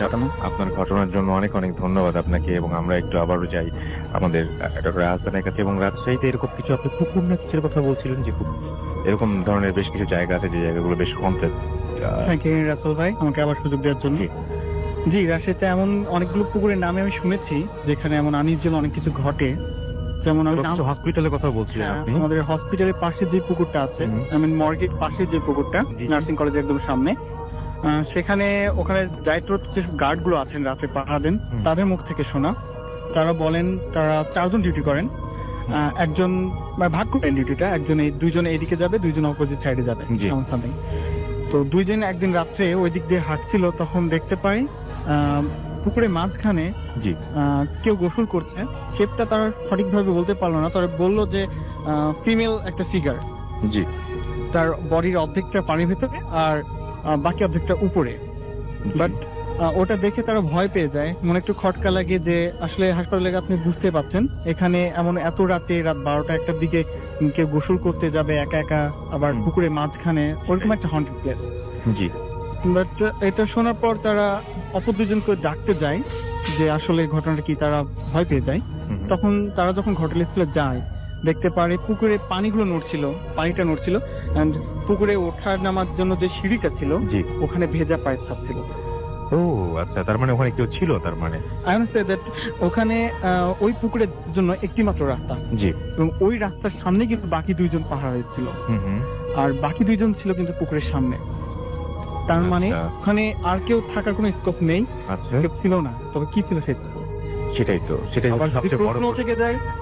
তারপরেও সেখানে কথা আসছে যে পরে তারা পানি নড়তে দেখেছে, 4 জন দেখেছে, একজনের চোখের ভুল নয়, হ্যালুসিনেশন নয়, আবার সিঁড়িতে পায়ের ছাপ ছিল। ওকে, তো এরকম আরো কিছু ঘটনা নিশ্চয়ই আপনার এখানে মানে আছে, এবং সেগুলো কি ওই আশেপাশেই কোথাও ঘটেছে? জি, আশেপাশে। কেমন ঘটনা সেগুলো? ওখানে ওর আশেপাশে আনইউজুয়াল 2টা মৃত্যু ঘটনা আছে। আচ্ছা, যেটা আমাদের মেডিকেল অনেক স্টাফ ও নিজেরা নিত্যকে দেখেছেন। আমি তাদের সাথে নিজে কথা বলেছি এবং তারা এটা শেয়ার করতে রাজি হয়েছেন আর কি, এজন্য আমি শেয়ার করছি। তাদের নাম বলছি না সঙ্গত কারণে। এবং কোথায় ঘটেছে এটা বলার দরকার নেই। ওকে, ফাইন। আমি ওটা শেয়ার করতে যাচ্ছি না যে কোথায় ঘটেছে এক্স্যাক্টলি, তবে আমাদের রাজশাহীতে ঘটেছে আর কি, তারা দেখেছেন। এরকম কোন একটা হন্টেড প্লেসে একদম ভরা দুপুরে একটি 8 থেকে 10 বছরের মেয়ে খেলা করছিল, কোনো একাই খেলা করছিল, ছোট মানুষ যেমন খেলে। হঠাৎ করে তারা দেখতে পেল তাদের চোখের সামনে মেয়েটি টেনিস বলের মতো মানে উপর থেকে নিচে একবার পড়ছে, নিচ থেকে আবার উপরে উঠে। ও মাই গড, অনবরত, মানে এটা হয়ে যাচ্ছে। এই কারণে তারা দেখে ওটা ভয় পেয়ে যায় এবং মেয়েটির কাছে না পৌঁছতেই মেয়েটি ওখানে স্পট ডেথ হয়ে যায়। তার মানে কেউ মনে হয় মানে তাকে ওঠাচ্ছিল নামাচ্ছিল, মানে একটা বল বা বাস্কেট বল নিয়ে খেললে পারে, আপ ডাউন করে, রাইট ঠিক এমন কিছু একটা। ওখানে 5-6 জন ছিল মানুষ, তাদের সকলের স্বচক্ষে দেখা। তারা এইভাবে বলেছেন যে ওরকম আপ ডাউন করতে করতে তার মাথা থেকে প্রচুর ব্লিডিং হয়। স্বাভাবিক, আপনি জানেন এটা নিউরোজেনিক শকও হতে পারে, হঠাৎ করে মারা যেতে পারে। ওটা একটা ডেথ হয়। আরেকটি ঘটনা ছিল ওই একই প্লেসে, তার 5 থেকে 6 বছর আগে। ওখানে একটি ঘোষের ছেলে, তাদের কিছু যা চাষাবাদ ছিল, তার পাশে কিছুটা জায়গা ছিল, জমি ছিল, সেখানে শাকসবজি চাষ করা হতো। সেই ছেলেটি ভরা দুপুরে ওখানে সবজি তুলতে যায়। সবজি তুলতে যখন যায় তখন ওখানে লোকজন ছিল, দিনের বেলা ওখানে লোকজন থাকে। তারা যেটা দেখতে পায়, হঠাৎ করে সেই সবজিগুলো যেগুলো তুলছিল, আমাকে ডাটা বলি, যেগুলোকে বেশ লম্বা লম্বা হয়, কিছুটা তোলার পরে ওই সবজিগুলো তার পিঠে বাড়ি দিচ্ছে। আমি কেউ যেন তাকে বেদ দিয়ে যেমন টিচাররা স্টুডেন্টের মারে, সেরকম। তো খুব ইন্টারেস্টিং ঘটনা। আসলে এটা আমার কাছে ইন্টারেস্টিং লেগেছে। ইন্টারেস্টিং হলো এটা হরফিক, কারণ তার হাত দিয়ে তো নিজেকে সে আঘাত করবে না কখনোই, একদম। আর নিজের হাত দিয়ে ব্যাকওয়ার্ড সাইডে কখনো আঘাত করা সম্ভব না। বেশ কয়েকটি তারা বললো প্রায় 7-8টি ওরকম ডাটা জি তার পিঠে আঘাত করছে, কিন্তু জি। কেউ সেটা মানে কাউকে দেখতে পাচ্ছে না, ওখানে অদৃশ্য।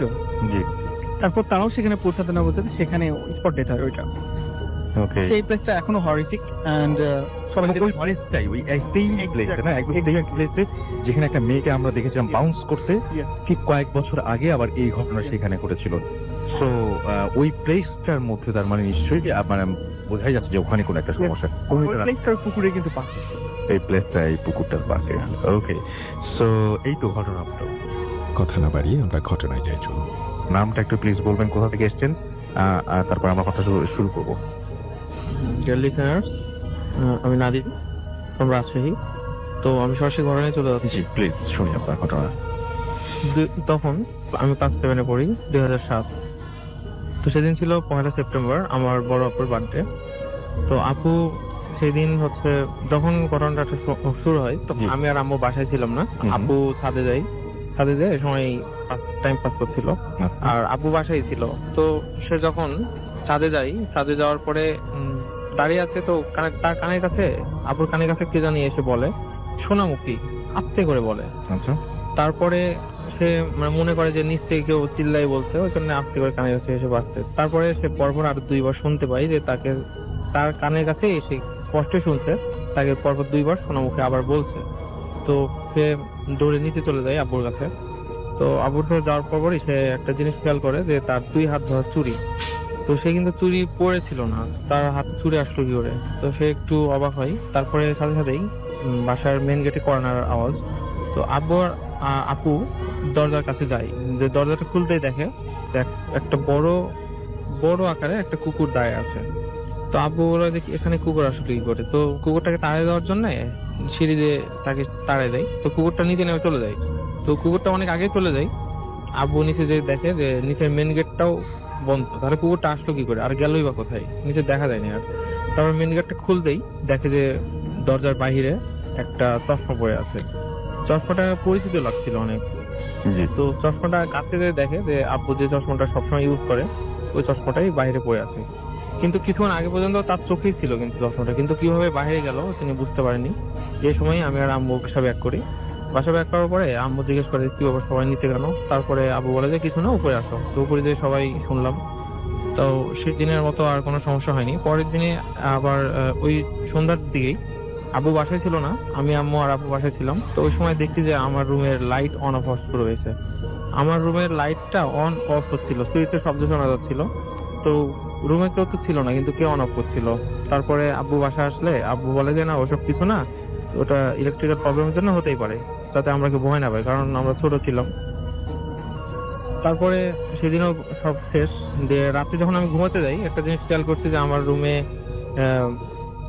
আঁচড় কাটছিল, দেয়ালে কে জানি আঁচড় কাটছিল। আবার দেখছি যে সুইচ বোর্ডে যে লাল আলোটা থাকে ওটাকে যেন আঙ্গুল দিয়ে চেপে চেপে ধরছিল। তো আমি দেখে লাইট অন করে দেখি যে কেউ নাই। তো সেই দিন আর কোনো কিছু হয়নি, আমি ঘুমাই যাই। জি তারপরে বাসায় আর কোনো সমস্যা হয়নি সেরকম। তার কিছুদিন পরে আমি দেখছি যে আমি একটা জিনিস খেয়াল করছি আমার রুমে থেকেই।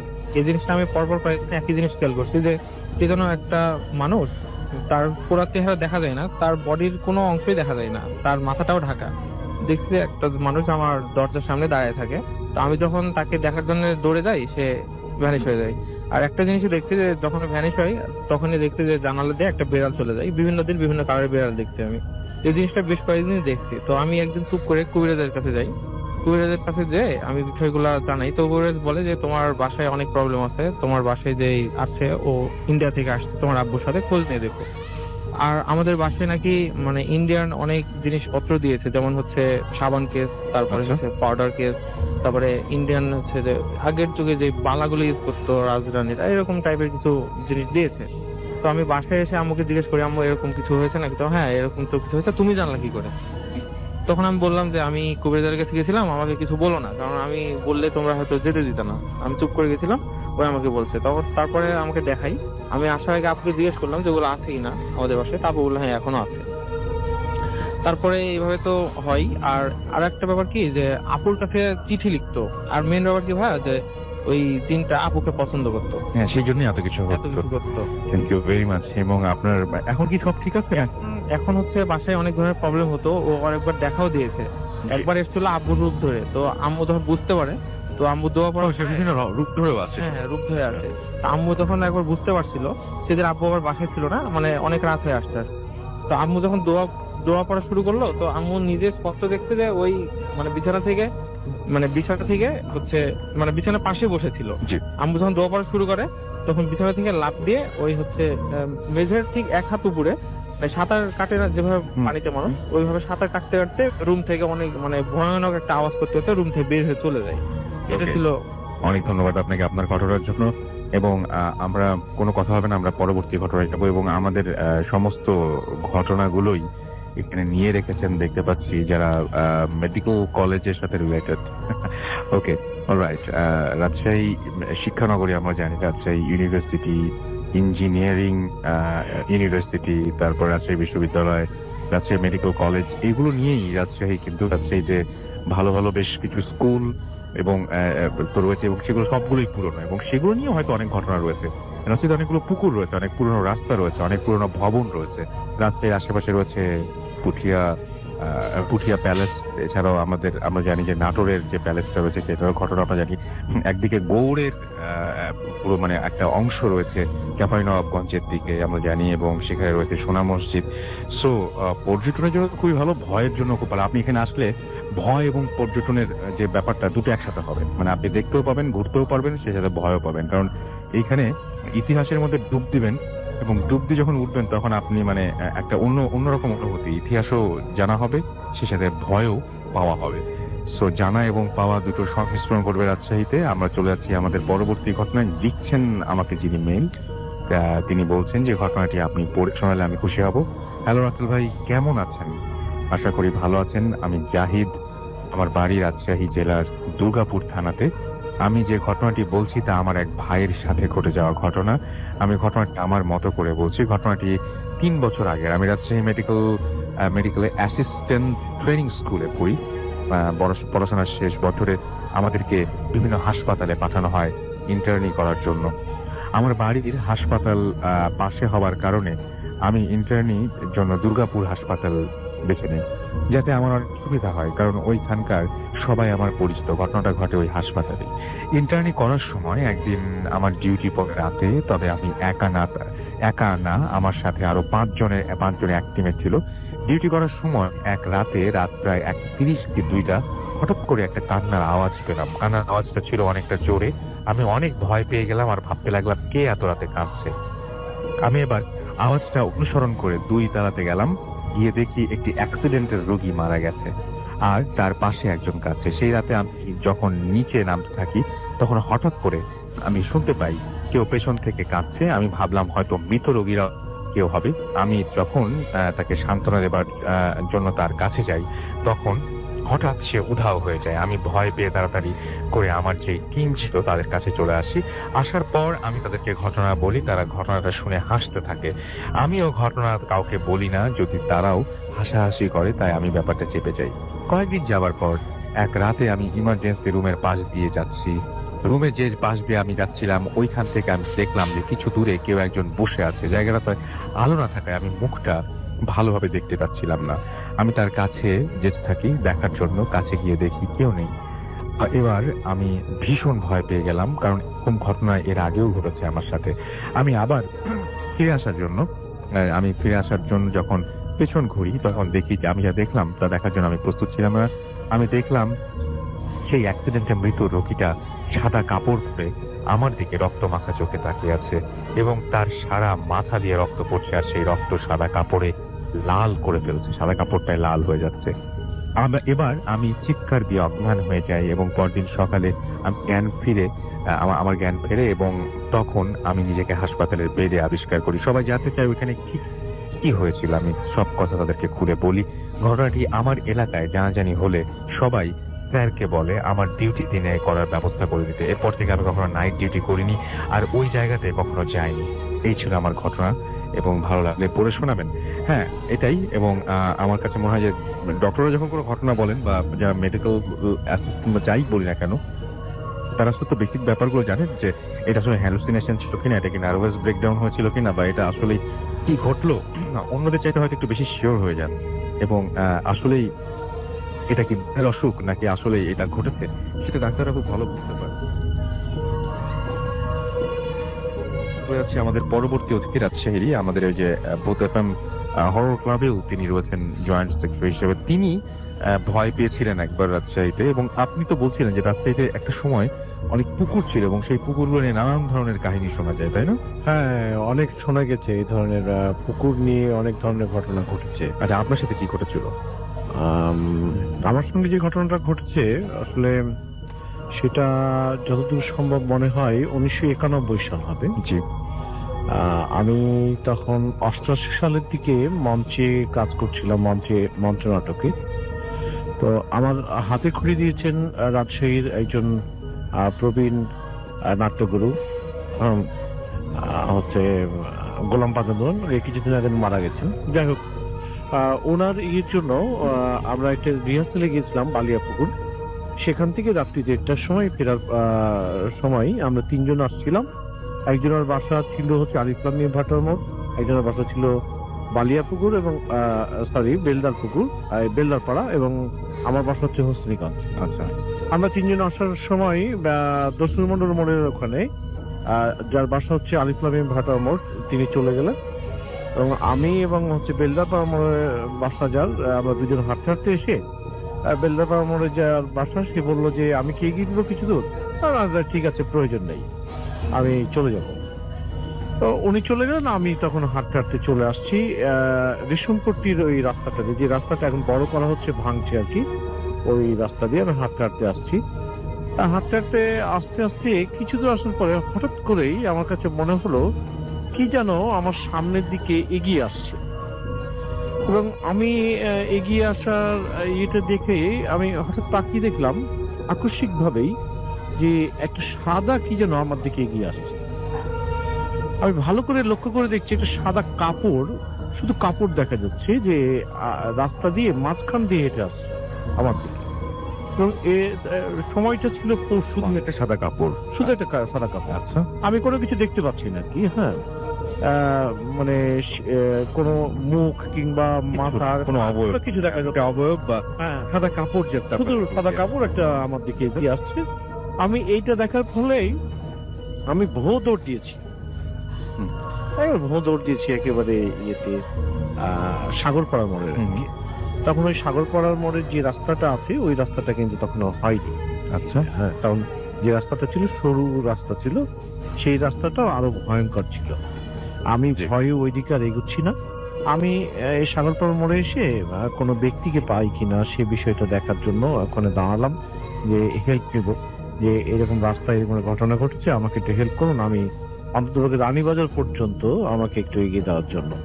কিন্তু এরকম কোনো ব্যক্তিকে পাওয়া গেল না, কারণ পৌষ মাসের শীত ছিল একদম, এবং রাত্রি প্রায় 2টা বাজে, একেবারে খা কোনো ইয়ে পাওয়া যাচ্ছে না রাস্তায়, লোককে পাওয়া যাচ্ছে। আমি কিছুক্ষণ অপেক্ষা করার পর আমি আবার হেঁটে আসলাম ওই মানে রেশমপট্টির রাস্তাতে। রেশমপট্টির রাস্তাতে এসে আমি দেখছি ঠিক যেইখানে ওই কাপড়টি আমার দিকে হেঁটে আসছিল, যেখান থেকে, ওইখানেই আবার দাঁড়িয়ে আছে মাঝখানে। মডেল স্কুলের ওইখানে আমি যখন এসেছি তখন হচ্ছে আমি 2 ধাপ এগোচ্ছি, তো ওই সাদা কাপড়টিও আমার দিকে 2 ধাপ করে এগিয়ে যাচ্ছে। আমি রীতিমতো ঘেমে গিয়েছি, শীতের মধ্যে আমি ঘেমে গেছি, এবং আমার নাভিশ্বাস অবস্থায় যখন সে আমার দিকে এগোতে মানে শুরু করেছে, তখন আমি আবারও দৌড় দিয়েছি সাগরপাড়ার ওইদিকে। জি। এবং সেইখানে বটতলার মোড়ে দাঁড়িয়ে থেকে আমি চেষ্টা করছি কোনো লোককে পাওয়া যায় কিনা, কিংবা কোনো নাইট গার্ডকে পাওয়া যায় কিনা, কিন্তু কাউকে পাওয়া যাচ্ছে না। এইভাবে বেশ কিছুক্ষণ কাটার পরে আমি আবার আসলাম, এসে দেখছি যে ওই এটা সাদা কাপড়টা আবার ওই রাস্তার মাঝখানে দাঁড়িয়ে আছে। আমি যখন দ্রুত ওর দিকে এগোতে শুরু করেছি, সে তখন আমার দিকে দ্রুত এগিয়ে আসছে, এবং দ্রুত যখন এগিয়ে আসছে আমি তখন রেশমপট্টির যে গলিটা আছে, রেশমপট্টি মসজিদের গলি, ওই গলির মধ্যে ঢুকে পড়েছি, এবং আমি রীতিমতো আমার মানে নিঃশ্বাস খুব দ্রুত চলছে, মনে হচ্ছে যে আমি এই মুহূর্তে হার্ট ফেল করবো, এবং আমি চিৎকার করব, সেই চিৎকার করার মতো মানে গলা দিয়ে কোনো আওয়াজ বের হচ্ছে না, এত ভয় পেয়ে গেছে। স্বাভাবিক। তারপরে আমি বেশ কিছুক্ষণ ওই গলির মধ্যে দাঁড়িয়ে থাকলাম। তারপরে একটু স্বাভাবিক হলে আমার তখন একটু সেন্স আসলো যে এত রাত্রে আমি গলির মধ্যে দাঁড়িয়েছি, কেউ যদি বেরিয়ে আমাকে দেখে তাহলে আবার আরেকটা উটকো ঝামেলা হবে যে আমি চোর, এরকম এই বিষয়টা হবে। আমি আবার আস্তে আস্তে 1 পা 2 পা করে এগিয়ে আসলাম। এসে আমি ডান বামে দেখছি, লক্ষ্য করে হ্যাঁ দেখি যে ও যেখানে ছিল সেইখানে সাদা কাপড়টা আবার দাঁড়িয়ে আছে। আচ্ছা, এবং আমি আবারও হচ্ছে ইয়েতে মেন রোডে আসলাম। মেন রোডে এসে দাঁড়িয়ে থেকে ওই যে পুরাতন মানুষের প্রবীণদের কাছে শুনেছি যে বগলের তলায় দিয়ে দেখলে নাকি এরকম ভূত টুত হলে দেখা যায় আর কি, যে শূন্যের উপর দাঁড়িয়ে আছে। তো আমি বগলের নিচে দেখ। হ্যাঁ, বগলের নিচ দিকে আর কি, এটা প্রবীণদের কাছে আচ্ছা, শুনেছি আর okay. কি। হ্যাঁ, তো আমি এইরকম বগলের তলা দিয়ে দেখার চেষ্টা করলাম। তো এই ধরনের আমি কোনো কিছুকে বুঝতে পারলাম না। হয়তো আমি অত্যন্ত ভীত হয়ে গেছিলাম, এই জন্যই হয়তো এরকম অবস্থা হয়েছিল। তো যাই হোক, আমি ওই মুহূর্তে চিন্তা করলাম যে আমাকে তো বাসায় যেতে হবে, এবং ওইখান থেকে বের হওয়ার যে পথগুলো ওগুলো আরো ডেঞ্জারাস। এই জন্য আমি ওই পথ না যেয়ে এদিক দিয়ে যাওয়ার চেষ্টা করছি। আমার একটু সাহস ছিল অবশ্য, হ্যাঁ, সেই সময়ে তো এই রাতের বেলা ঘুরে টুরে বেড়াতাম। যাই হোক, আমি তখন খুব দ্রুত ওর দিকে হাঁটা শুরু করি। না, ও তখন মুভ করেছে উল্টো দিকে, আমার দিক থেকে উল্টো দিকে। জি। তখন আমি চিন্তা করেছি যে আমি দৌড়েই পালিয়ে যাব, মানে ওর আগেই। এইরকম চিন্তা করার ফলে আমি যখন একটু দৌড় দিয়েছি, তখন দেখি যে মুভ করে সে আমার দিকে দৌড়ে আসছে। আচ্ছা, আমি তখন তো ভয়ে এমন দৌড়তেছি, আমি জানি না যে কিভাবে দৌড়িয়ে আমি কল্পনা হলের এখানে চলে গেছিলাম। আমি যে রাস্তাগুলো ভয় করছিলাম, জি। সেই রাস্তা দিয়ে আমি দৌড়িয়ে কিন্তু কল্পনা হল, যেটা উৎসব সিনেমা হল পরে হয়েছে, এখন তো হলটা ভেঙে ফেলা হয়েছে, তো ওই রাস্তায় আমি এক দৌড়ে এসেছিলাম, এক দৌড়ে চলে এসেছিলাম। ওকে। এবং এরপরে আমি আর কখনো এই যখন নিঝুম রাতে এই ফাঁকা রাস্তায় আর কখনো যাননি। আমরা একটু রনি ভাইয়ের কাছে যাই এবং আমরা বলি যে আমার রানী যে রাজশাহীতে এক সময় অসংখ্য পুকুর ছিল। হ্যাঁ, তো আমার কাছে মনে হয় যে এই পুকুরগুলো নাই, কিন্তু পুকুর নিয়ে তো অনেক কথা শোনা যায়। রাজশাহী অনেক শান্ত শহর, কিন্তু রাজশাহীতে ভয়টা আসলে কেন, মানে ভয়টা কি নিয়ে? ধন্যবাদ রাসেল আপনাকে। আপনি জানেন যে শুরুতে আপনি শুরুটা করেছেন এইভাবে যে রাজশাহী বিভাগীয় শহর হলেও ঝলমলে আলোকবাতির পেছনে প্রথম পাত্রে রয়েছে বড় বাড়ি, মজা পুকুর আর ছোট্টা জঙ্গল। যা এখানে কিন্তু আসলে এখনো সেই ধরনের ঘটনাই ঘটে, যে কাহিনীগুলো সত্যি শুনলে সেটা আঁতকে উঠতে হয়। তো একটা ছোট্ট করে আমি একটা ঘটনা বলি। আমার এক ছোট ভাই সে গল্পটা আমাকে করছিল যে এলাকায় আর কি মজা পুকুর, মানে যে পুকুরগুলো সাধারণত ব্যবহার হয় না এবং সেখানে কচুরিপানায় ভর্তি থাকে। তো সে বলছিল যে সেই পুকুরের আশেপাশে যারা জেলে আছে তারা মাছ ধরতো।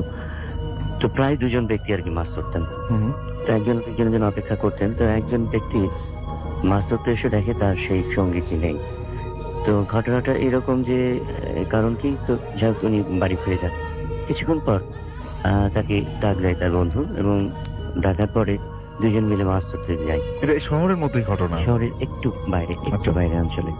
তো সেখানে ঘটনাটা এরকম ঘটে যে চল আমরা আস্তে আস্তে পানির দিকে এগোই মাছ ধরার জন্য। তারা যাচ্ছিল, যেতে গিয়ে হঠাৎ করে যাকে ডেকে নিয়ে আসা হয়েছিল সে খেয়াল করে যে একই পানির তো খুব শব্দ হচ্ছে না, আমি যাচ্ছি আমার পানির শব্দ হচ্ছে, আমার সঙ্গে যে আছে তার কোনো পানির শব্দ হচ্ছে না। উনি রীতিমতো ভীত হয়ে পড়েন এবং ভীত হওয়ার পরপরই পেছনের সামনে না তাকিয়ে সোজা পানির থেকে ভোঁ দৌড় দিয়ে উঠে আসে। এবং সেই ঘটনাটা সত্যি আতঙ্কিত হয়। মানে ওনার পানি, মানে যে যিনি পাশে সাজা যাচ্ছিল তার পানির কোনো শব্দ কোনো শব্দ শুনতে পাননি সে। এবং এই ধরনের ঘটনা ঘটার ফলে এখনো কিন্তু আমাদের এই প্রত্যন্ত অঞ্চলগুলোতে কোনো শিশু জন্মগ্রহণ করলে লক্ষ্য করা যায় যে তাকে মাদুলি বা তাবিজ তার কোমরে বেঁধে দেওয়া হয়, অথবা কোনো গাছগাছড়া থেকে গাছের শেকড়টা শেকড়টা কি জন্য দেওয়া হয়? আমরা মাদুলি বা তাবিজ বুঝলাম, শেকড়টা কি জন্য দেওয়া হয়? শেকড়টা দেওয়া হয় এরকম যে তাদের বিশ্বাস যে অশিরে যে আত্মা ভর করে থাকে বা দেখে থাকে সেটা তাদেরকে রক্ষা করবে, এরকম একটা তাদের মধ্যে জন্য। ওকে, অনেক ধন্যবাদ রনি ভাই আপনাকে, এবং আমরা আপনার সাথে আরো যোগাযোগ রাখবো। চলে যাবো আমাদের পরবর্তী অতিথির কাছে। আপনার নামটা হচ্ছে রাইট, আপনার নাম হচ্ছে নাইম, রাইট? নাইম, আপনার ঘটনাটা আমরা ছোট করে শুনে আসি। লিসেনার্স, আমি নাহিয়ান রাজ নাইম, সাহিত্য একাডেমির টিচার। জি। আমি ঘটনায় চলে যাই। ঘটনাটা 2008 সালের ঘটনা। তখন আমি ক্লাস 10-এ পড়ি। তো আমার নানা হঠাৎ করে অসুস্থ হয়ে যান। জি। তো নানা যখন অসুস্থ হয়ে যান তখন নানাকে দেখার জন্য আমি আমার আম্মু আমার খালামণি আমরা সবাই নানার বাড়িতে চলে যাই। যাওয়ার পরে দেখি যে নানা অনেক অসুস্থ হয়ে গেছেন। তো নানা যখন অসুস্থ হয়ে যান তখন তাকে তার কাছে নিয়ে যাওয়া হয়। আর আরেকটা কথা বলে রেখেছে ভাই যে আমার যে নানিদের এলাকা এটা একটু গ্রাম এলাকা। তো ওই জায়গায় প্রথমে নানাকে গ্রাম্য ডাক্তারের কাছে নিয়ে যাওয়া হয়। সম্ভবত প্রথমে ভাবা হয়েছিল যে অনেক জ্বর বা এরকম কিছু। তো যখন ডাক্তারের কাছে নিয়ে যেতে হয় ডাক্তার বেশ কিছু ওষুধ দেন। ওষুধ দেওয়ার পরে বলে যে 2-3 দিন পরে দেখা করতে। এরই মধ্যে আরেকটা কথা যে আমার নানির বাড়ির ঠিক পাশের বাড়িতে, ওটাও আমার সম্পর্কে নানি হয়, ওই নানির কাছে 7টা জিন থাকে। তো ওই 7টা জিন আবার আমাদের সবাইকেই অনেক ভালোবাসতো। এর কারণ হচ্ছে এটাই যে ওই নানি আবার কবিরাজি করতেন। আর তার জিনের কাছে যে কোনো রোগী আসলে তিনি আমার নানিদের আবার একটা বড় ঘর ছিল, ওই ঘরটা তারা ব্যবহার করতেন। যার কারণে আমাদের সবাইকেই মানে সবকিছুতেই আর কি আগে থেকেই দেখতেন। তো এরই মধ্যে আমার ওই নানি এসে আমার নানিকে বলল যে এর যে এটা হয়েছে এটা আসলে কোনো না, এটা আমরাই হচ্ছে ভালো করবো। আমার নানি বললো যে কি হয়েছে, বলছে এটা কোন একটা বাতাস লাগছে বা এরকম কিছু, মানে চিন্তার ভাষায় আর কি যেটা বলে। তো যাই হোক, পরে নানি আমার আম্মু তখন বললো যে না, এটা বাতাস লাগে কিছু না, এটা হচ্ছে মানে আমার নানার কথা বললো যে আব্বার হচ্ছে অনেক জ্বর হয়েছে, একটা ডাক্তার দিয়ে ভালো করতে হবে। তারপরে যখন নানার অবস্থা আরো খারাপ হয়ে গেল, তারপরে আরেকটা ডাক্তারের কাছে নিয়ে যাওয়ার পরে ডাক্তার বললো যে ওনার প্যারালাইসিস আছে। এর মধ্যে নানার আমার মানে পুরো ডান সাইডটা অবশ হয়ে যায়। তারপরে ডাক্তারের কাছে আরো প্রায় 1 সপ্তাহ চিকিৎসা করার পরে কোনো অবস্থার উন্নতি হয়নি। এর মধ্যে তখন আম্মু নানিকে বললো যে তাহলে ওই কবিরাজের কাছেই দেখাইতে। যখন ওই নানিকে বলা হলো তখন এবার ওর কবিরাজরা মানে অস্বীকৃতি জানালো, বলছে না আমরা এখন কোনো কাজ করব না। তো এর কারণ হিসেবে জানতে চাইলে পাওয়া গেল যে ওই জিনারা বললো যে ওনার গায়ে যে ইনজেকশন করা হয়েছে এই জন্য আমরা ওনাকে মানে ভালো করতে পারবো না। তো আমরা আবার জিজ্ঞেস করলাম যে ইনজেকশন করলে সমস্যাটা কি। তো বলছে যদি কোনো মানুষের শরীরে ইনজেকশন করা হয় বা শ্বাস ফোটানো হয় তাহলে এটা আমাদের কাছে একটু সমস্যা হয়ে যায়। তো আমি আসলে ভাই এই ঘটনা জায়গায় শুনেছি, অনেকে বলছে যে জেনারা এরকম বলে। তো যাই হোক, আমরা অনেক রিকোয়েস্ট করার পরে তারা বলছে ঠিক আছে আমরা ওকে ভালো করার চেষ্টা করব, তবে একটা শর্ত আছে। শর্তটা কি? তো বললো যে তার শরীরে যেহেতু ইনজেকশনের সুচ ফোটানো হয়েছে, তো তার শরীর থেকে কিছু রক্ত আমাদের দিতে হবে। রক্ত খাবে? রক্ত খাবে। আচ্ছা। তো আমরা বললাম যে ইনজেকশনের সাথে রক্ত খাওয়ার সম্পর্কটা কি? তো বললো যে এই রক্ত খাওয়াটা অন্য কোনো উদ্দেশ্য না, যাতে আমরা এই যে যতটুকু রক্ত খাবো এতটুকু হচ্ছে তার শরীরকে পবিত্র করার জন্য, তারপরে আমরা আমাদের চিকিৎসা করতে পারবো। তো আমি তো প্রথম থেকে খুব কৌতূহল হয়ে গেছি, আর এখানে আমি কোনো ভয় পাচ্ছি না, বরং আমি আরো আনন্দ পাচ্ছি যে আসলে কিভাবে কি করতেছে। আর একটা জিন আমার নানির শরীরে ভর করে নানি কথা বলতেছে, কিন্তু মানে নানির কোনো ওই জায়গায় হুঁশ নাই, যা কথা বলছে সবাই জিন কথা বলছে। তো আমি আমার নানার পাশে বসেছিলাম। তো আমাকে করা হলো যে বারান্দায় বসিয়ে দেওয়া হলো এবং 2 পা নিচে দিয়ে, তারপরে নানি যথারীতি আমার নানার সামনে এসে দাঁড়ালেন। দাঁড়ানোর পরে আমার নানার মাথার ঠিক উপরে মাঝখানে, যেটা আমরা টিকলি বলি, এই জায়গাতে বুড়ো নখ দিয়ে কিছুক্ষণ মানে টানলেন। হ্যাঁ টানলেন। টানার পরে মুখ লাগিয়ে দিলেন। মুখ লাগিয়ে দেওয়ার পরে 10 থেকে 12 সেকেন্ড মানে তিনি চোষক দিলেন। তো যখন তিনি চোষক দিলেন তার মুখের ফাঁক দিয়ে আমি একদম নানার মাথার কাছে ছিলাম, ওখান থেকে আমি একদম সরাসরি দেখতে পেলাম যে নানার ওই জায়গার চুলের প্রত্যেকটা গোড়া একদম লাল হয়ে গেল। আমি এরকম অদ্ভুত ঘটনা জীবনে শুনি এবং আপনি চোখের সামনে দেখেছেন? আমি চোখের সামনে দেখছি। আচ্ছা। এটা দেখার আরেকটা মানে আমি এতটা ভালোভাবে দেখার কারণ হচ্ছে আমি তখন সায়েন্সে পড়তাম, তো আমাদের এক স্যার ছিল, স্যার বারবারই বলতেন যে জিন বলে পৃথিবীতে কিছু নাই। কিন্তু আমি আমার চোখের সামনে দেখতেছি যে আমার ওই নানি একেবারে অশিক্ষিত এবং মূর্খ, পড়ালেখা তিনি কিছুই জানেন না, এমনকি কোরআনের কোনো আয়াত তার মুখস্থ নাই, অথচ ওই জিন তার শরীরে হাজির হয়ে মানে সে কোরআনের আয়াত পড়তেছে, আবার এই ধরনের ঘটনাগুলো ঘটতেছে, যার কারণে আমি আরো বেশি এক্সাইটেড হয়ে গেলাম। আপনার নানা কি সুস্থ হয়েছিলেন এটা করার পর? এরপরে নানাকে হচ্ছে ওই রক্ত খাওয়া হলো। রক্ত খাওয়ার পরে প্রায় আধা পর রক্ত খাইছে। খাওয়ার পরে বললো যে ঠিক আছে আমরা সন্ধ্যায় মানে চিকিৎসা শুরু করবো। তো সন্ধ্যায় আমাদেরকে বলে দেওয়া হলো যে নিমের ডাল, তারপরে আগরবাতি, আরো অনেক কিছু। তো আমি বাজার থেকে নিয়ে আসলাম। এরপরে রাত্রেবেলা আবার জবা ফুল নিয়ে আসতে বলা হয়েছে, জবা ফুলও নিয়ে আসলাম। নিয়ে আসার পরে নানাকে 3 দিন চিকিৎসা করলো, তারা প্রায় 1 থেকে 1.5 ঘন্টা করে। দেওয়ার পরে বললো যে আর কোনো সমস্যা নেই, তিনি খুব তাড়াতাড়ি সুস্থ হয়ে যাবেন। এরপরে আমরা দেখলাম যে প্রায় 1 সপ্তাহ পরে আমার নানা মোটামুটি সুস্থ হয়ে গেল। তারপরে জিন বললো যে আপনারা এক কাজ করেন, বাজার থেকে দুধ পায়েস এগুলো সব নিয়ে আসেন, নিয়ে মানে পায়েস তৈরি করার জন্য। তো বললো যে, আমি আবার তখন চিন্তার সাথে মাঝে মাঝে কথা বলছিলাম মানে অবসর সময়, আপনারা কোথায় থাকেন কি থাকেন। তো আমার সাথে তারা বেশ ভালোভাবে কথা বললো, এবং মানুষের সাথে কথা বলে যেমন ঠিক এইভাবে আমার সাথে মানে সামনাসামনি বসে গল্প বললো। আমি তো দুধ নিতে বলা হয়েছে প্রায় 6 থেকে 7 কেজি। আমি বললাম যে আচ্ছা এত দুধ কে খাবে, আমরা তো বাড়িতে মানুষ আছি 10 থেকে 12 জন। তখন ওই জিন বললো যে এখানে আমাদের সাথেও অনেকজন আছে, তারাও খাবে। তো যাই হোক, পরে যখন পায়েস রান্না হয়ে গেল, আমরা সবাই একসাথে বসে সবাই মিলে খাইলাম, এমনকি ওই নানিও আমাদের সাথে খাইলো, কিন্তু নানি খায়নি, আসলে ওই জিনটা খাইছে। আর এর পরবর্তী যে মানে আরেকটা ঘটনার সাথে এই ঘটনা রিলেটেড আছে, এটা পরে একসময় বলা যাবে। তারপরে আর কি নানা সুস্থ হয়ে গেছে। সুস্থ হয়ে যান। Thank you very much. কথা না বাড়িয়ে আমরা ঘটনায় যাই। চলুন, কোথা থেকে এসেছেন আপনি? আপনার নাম এবং নাম তো আমরা বলে দিলাম, ঠিকানাটা একটু বলবেন। ধন্যবাদ হাসান ভাই। আমি সুরেশ ভট্টাচার্য যে পলাশ, আমি বোয়ালে থানার মোড় থেকে এসেছি। জি তো আমি মূল ঘটনায় আসিনি। জি। তো রাসেল ভাই, আমার যে মূল ঘটনাটা সেটা আমার দিদিমাকে কেন্দ্র করে। তো আমার দিদিমা আমাকে প্রচন্ড ভালোবাসতেন। জি। তো আমার দিদিমার একটা অভ্যেস ছিল যে বাড়ির যেসব ছেলেরা আছে, বাড়ি থেকে কাজকর্ম করে বাসায় ফিরলে তাদের ফ্রেশ হওয়ার আগ মুহূর্তে চা নাস্তা রেডি করে রাখতেন। এটা তার সবসময় করতেন, এবং তার এটা ডেইলি রুটিন ছিল তার এটা। এটা কি রাজশাহীর ম্যাক্সিমাম মানুষেরই বোধহয় অভ্যাস? জি জি জি, এটা রাজশাহীতে এবং কাজলাতে ঘটে যাওয়া ঘটনাটি। জি। তো আমি আমার বাসাতেই থাকতাম। তো আমার দিদিমা গত 2009 সালের 14 ডিসেম্বর উনি আহত হন একটু আগুনে। জি। এবং জানুয়ারি মাসের 2010 সালের জানুয়ারি মাসের 14 তারিখে উনি মৃত্যুবরণ করেন।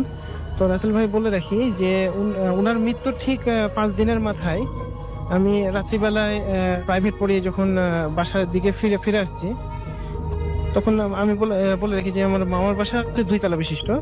তো আমি নিচতলায় প্রথমে প্রবেশ করি। নিচতলায় প্রবেশ করে আমাদের বাড়ির ম্যাক্সিমাম আত্মীয় স্বজন প্রায় 15 জন নিচতলায় বসে গল্প করছিলেন। তো আমি আমার মাকে বলি যে আমি শরীরটা খুব খারাপ লাগছে, তুমি চায়ের ব্যবস্থা করো, আমি উপর থেকে ঘুরে আসি। তো আমি নিচের দরজাটা বন্ধ করে দিয়ে 2 তলার দিকে আমি রওনা দিই।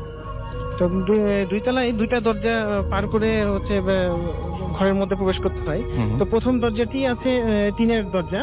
তো আমি দরজাটি প্রবেশ করে, রাসেল ভাই সেদিন প্রচুর ঠান্ডা ছিল কিন্তু কোনো কুয়াশা ছিল না কিন্তু। তো আমি প্রথম দরজাটি ওপেন করে পরের যে দরজাটা আছে সেটাতে নক করি, এবং 2 তলায় অবস্থান করছিল আমার মেজো মামি এবং আর এক দিদিমা আমার অবস্থান করছিলেন। আমি নক করে যথারীতি আমি ঘরের মধ্যে প্রবেশ করি। প্রবেশ করার পরে আমি টয়লেট সেরে, টয়লেটের পাশে একটা বেসিন আছে, সেই বেসিনে আমি মুখ ওয়াশ করার জন্য আমি প্রস্তুতি নিই। তো রাসেল ভাই বলে দেখি বেসিনের পাশে কিন্তু দরজাটা 2 তলার উঠার দরজাটা 2 তলার দরজাটা সেদিন বন্ধ ছিল, কারণ প্রচন্ড ঠান্ডা থাকার কারণে। তো আমি মুখ ধুচ্ছি, এরকম সময় দরজাতে প্রচন্ড জোরে একটা আঘাত আছে। জি। তো এত জোরে একটা আঘাত আছে যে দরজাটা নড়ে ওঠে। তো আমি দরজাটি নড়ে ওঠে, এবং দরজার নিচে যে ফাঁকটা থাকে সেখানে একটু আলোর পরিমাণ দেখি, কিন্তু সেখানে কিন্তু ছাদে কোনো সময়ের জন্য আমাদের লাইটের ব্যবস্থা ছিল না। জি। আমি জাস্ট একটা নক করি, যে আমি ভেবেছি হয়তো বা কেউ টর্চ নিয়ে ওখানে দাঁড়িয়ে আছে, আমাদেরই কেউ। আমি একটা ডাক বলি যে দাঁড়াও, আমি আসছি, খুব দ্রুতই আসছি। আমি খুলতে আমার বেশি সময় লাগেনি, যেহেতু আমার বেসিনের পাশে দরজা ছিল, 2 হাত দূরে দরজা ছিলাম। দ্রুত দরজা খুলে রাসেল ভাই আমি পুরোপুরি সব, যে সেই মুহূর্তে আমি কাউকে দেখতে পাইনি সেখানে। তো আমি যেহেতু দরজাটা খুলে ছোট্ট একটু ছাদ ছিল, আমি দ্রুত আমি ডানে বামে সব দেখি, এবং সিঁড়ির যে রাস্তাটা আছে সেটাও দেখি। এত দ্রুত কেউ যদি এসে দরজা ঝাঁকানোর পরে, নক করার পরে এত দ্রুত কেউ চলে যাবে, এত মানে মানুষের এরকম ক্ষমতা নেই। তো আমি সব চেক করার পরে নিচে দ্রুত চলে যাই। নিচে দ্রুত গিয়ে নিচের যে দরজাগুলো আছে দরজাটা ওপেন করে আমি সবাইকে বলি যে কেউ উপরে যে দরজা নক করেছিল কিনা। তো আমাকে সবাই বলে যে না, কেউ দরজা নক করেনি। তো আমি বলি যে নক করেনি, তাহলে উপরে যে কে আসলে দরজাটা নক করলো। তো আমার দাদু বুঝতে পারে বিষয়টা, উনি আমাকে সাথে সাথে ছাদের উপর নিয়ে যায় বলে যে তুই কোথায় কি দেখেছিস। তাই আমি বললাম যে দাদু এই ঘটনা এইভাবে দেখেছি। তো এরকম দরজা করছিল, আর নিচে আমি একটা আলোর পরিমাণ দেখতে পাই। তো রাসেল ভাই সেদিন কিন্তু কোনো ধরনের কুয়াশা ছিল না। কোনো ধরনের কুয়াশা ছিল না, কিন্তু সেই মুহূর্তে আমি যখন দরজাটি খুলি তখন সেই মুহূর্তে কিন্তু সেখানে অন্ধকার আচ্ছন্ন ছিল, ধোঁয়াটে ভাব ছিল। তারপরে আপনি বলছেন যে ওখানে আপনার যে ইমাম বা যার কথা ইমাম আছে, তাদের প্রতিদিনের যে প্রত্যেক রুটিনটি হয়তো বা তিনি সেদিন পালন করতেছিলেন, কারণ সেখানে আমি তাদের উপস্থিতি দেখিনি আমি। অদ্ভুত ব্যাপার, অদ্ভুত ব্যাপার, এবং আপনাদের অনেক অনেক থ্যাঙ্কস। ধন্যবাদ রাসেল ভাইয়া আমাকে সুযোগ করে দেওয়ার জন্য। আমি সরাসরি ঘটনায় চলে যাই। একটা ছোট গ্রাম, নাম চন্দনপুর। গ্রামটা চারদিক থেকে পুকুর আর ধান খেতে ঘেরা। গ্রামের প্রান্তে একটা বিশাল আম গাছ, যেটা নিয়ে সবাই ভয় পায়। বলা হয় সন্ধ্যার পর কেউ যদি সেই গাছের নিচে যায় তাহলে আর ফিরে আসে না। রুবেল শহর থেকে গ্রামে এসেছে দাদার বাড়ি। শুনে যে গাছটার নিচে ভূত আছে, হাসতে হাসতে বলে ভূত টুত কিছু নাই, সব কুসংস্কার। দোসরা বলে তুই যদি সাহসী হস তাহলে আজ রাতেই গাছটার নিচে যাস। রুবেল রাজি হয়। রাত 12টার পর টর্চ হাতে নিয়ে সে একাই যায় গাছটার দিকে। হাওয়ায় পাতা নড়ে, পেছনের কুকুরের ডাক। গাছটার নিচে গিয়ে রুবেল বলে, এই ভূত আয় দেখি তুই।